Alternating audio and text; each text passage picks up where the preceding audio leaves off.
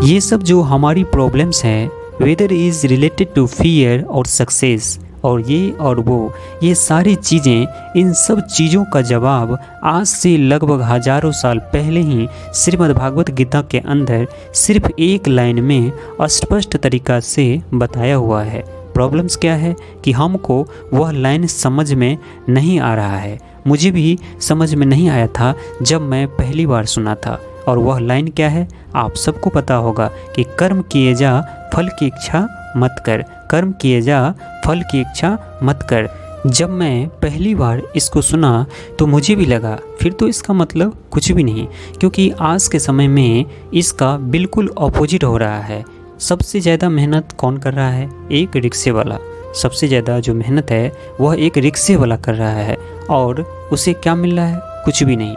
ऐसे बहुत सारे लोग हैं जो बहुत मेहनत कर रहे हैं और उनको रिजल्ट कुछ भी नहीं मिल रहा है। तो खेल है क्या? खेल है क्या कि हम इसको बारीकी से समझ ही नहीं पा रहे हैं। पहली बार मैं भी नहीं समझ पाया था, फिर जब मैं इसके ऊपर एक एक वर्ड को सही से पकड़ने की कोशिश की, फिर समझ में आया कि एग्जैक्टली में कर्म करना कैसे है। देखिए, कर्म सही डायरेक्शन में करना है तभी रिजल्ट आएगी। सक्सेस यहाँ है और आप वहाँ भागे जा रहे हैं और आप कह रहे हैं कि मैं 10 साल से भाग रहा हूँ और मुझे सक्सेस मिली नहीं। तो प्रॉब्लम्स क्या है कि डायरेक्शन गलत है, कर्म गलत डायरेक्शन में हो रहा है। अगर कर्म सही डायरेक्शन में होगा तो प्रॉब्लम सॉल्व। अब देखिए ये क्या है, ये कितना आसान है कि सारे डर खत्म हो जाएंगे और पूरी तरह से खत्म हो जाएंगे। सक्सेस जो चाहिए, जितना चाहिए वो हमको मिल जाएगा। इसका मतलब कुछ लोग ये निकालते हैं कर्म किए जा फल की इच्छा मत कर, मतलब फल मिलेगा नहीं, लेकिन ऐसा है नहीं। भगवत गीता में भगवान श्री कृष्ण अर्जुन को किस लिए समझा रहे हैं? युद्ध को जीतने के लिए या हारने के लिए? युद्ध को जीतने के लिए, वो भी इतना बड़ा युद्ध। इसलिए सबसे पहले देखते हैं कर्म क्या है।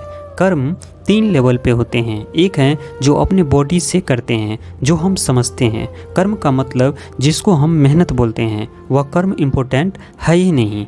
यदि आप उसकी इम्पोर्टेंट के बारे में हमसे पूछें तो 100 में ओनली 1% है। फॉर एग्जाम्पल, 2 लोग एक ही काम कर रहे हैं और एक ही जैसा काम कर रहे हैं। बॉडी से दोनों ही एक ही आदमी को मार रहा है। एक मार रहा है अपने फायदे के लिए और दूसरा मार रहा है किसी को बचाने के लिए। तो बॉडी के लेवल से ही दोनों कर्म कर रहे हैं, लेकिन माइंड की लेवल से अलग अलग कर रहे हैं। तो दूसरा कर्म का जो स्तर है वो है जो हम बोलते हैं, और तीसरा जो है जो हम सोचते हैं। असली खेल यहाँ है। जो आदमी सही सोच नहीं सकता, क्या वह सही बोल सकता है? इम्पॉसिबल। और जो सही बोल नहीं सकता, क्या वह सही करेगा?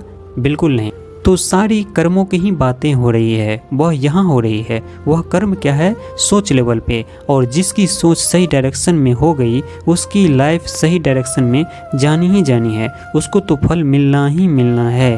फल के बारे में जो मांग रहे हैं, हे भगवान मुझे ये चाहिए, मुझे वो चाहिए, मुझे बिजनेस में पैसा चाहिए, मुझे जॉब में प्रमोशन चाहिए, सब कुछ मांगते रहो और कर्म सही डायरेक्शन में करो ही नहीं तो क्या होगा? वो मिलेगा ही नहीं कभी भी। दूसरी तरफ से कुछ मत मांगो, लेकिन कर्म सही डायरेक्शन में करते चले जाओ तो इतना मिलेगा जितना हम सब में से कोई सपने में भी नहीं सोच सकता। लाइफ का मेन मतलब होता है, जब तक जो चीज़ें नहीं मिली होती, जब तक सक्सेस की खेल शुरू नहीं होती, तब तक मुझे ये लगता रहता है कि मुझे ये भी मिल जाए तो अच्छा है। और एक बार जब खेल शुरू होता है ना, तब इतना आता है जितना हम सपने में भी नहीं सोच सकता। समझ नहीं आता है कि कहाँ से और कैसे आ रहा है। बस कर्म सही डायरेक्शन में होनी चाहिए। यदि आप रियल लाइफ में देखेंगे तो वह मैटर नहीं करता जो बोलते हैं, क्योंकि कोई आदमी